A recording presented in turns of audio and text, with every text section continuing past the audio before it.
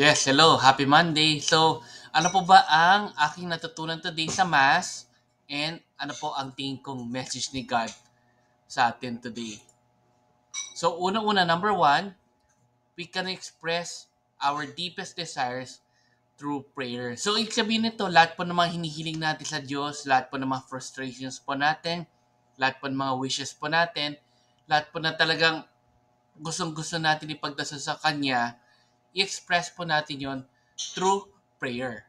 Ayan po. So, wag tayong magsasawang magdasal sa Kanya kasi alam naman ng Diyos ko na po yung mga deepest desires po natin sa puso po natin. Pero syempre, maganda na ma-express po natin ito through prayer.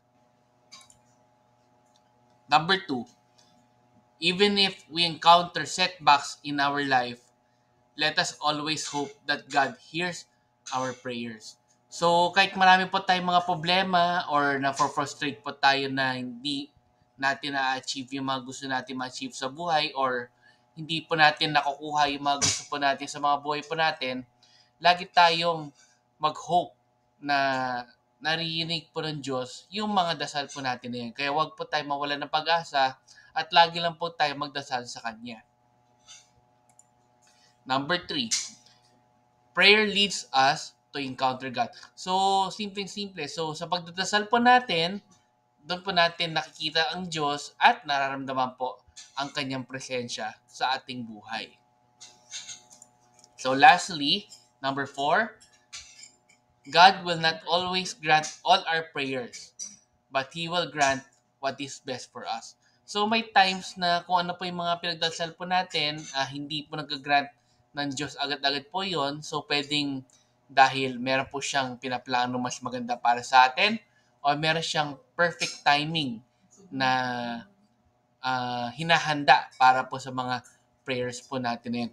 So laging wag lang tayo mag-alala na hindi po lahat ng ating mga pinagdasal ay binibigay niya or ginagrant niya kasi meron pa siyang mas magandang plano para po sa atin at pati sa boyfriend. So, lagi po tayong magdadasal sa Kanya na sana po mapagbigyan niya tayo sa mga hiling po natin, sa mga dasal po natin. And kapag naibigay niya po yun, lagi po tayong maging mapagpasalamat sa Kanya, magbigay ng gratitude sa pagbigay po niya ng blessings na yun. And lagi po nating maging ano po tayo, wag natin sasayangin yung chance po na yun. Kaya lagi po natin tatandaan yon na meron laging magandang plano ang Diyos para sa atin. Okay? So let's end again with a simple prayer. In the name of Father, Son, Holy Spirit. Amen.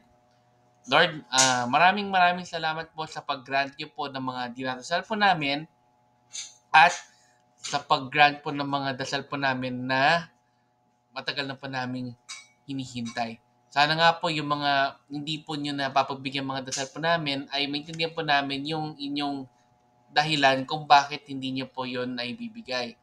And huling-huli po, sana po ay may grant nyo rin po yung mga matatagal na po naming pinagdarasal at wag po kami mawalan ng pag-asa na magdasal po lagi sa inyo. Amen. In the Father, Son, and Spirit. Amen. Okay, so good morning po sa inyo ulit. Have a great day and let's end again with our simple Thanksgiving prayer. Daily thank you prayer. Lord, thank you very much for all the blessings that you are giving us every day. Thank you for our food, safety, security, guidance, and all your blessings. Please avoid us getting sick from all illnesses and forgive us for all our sins.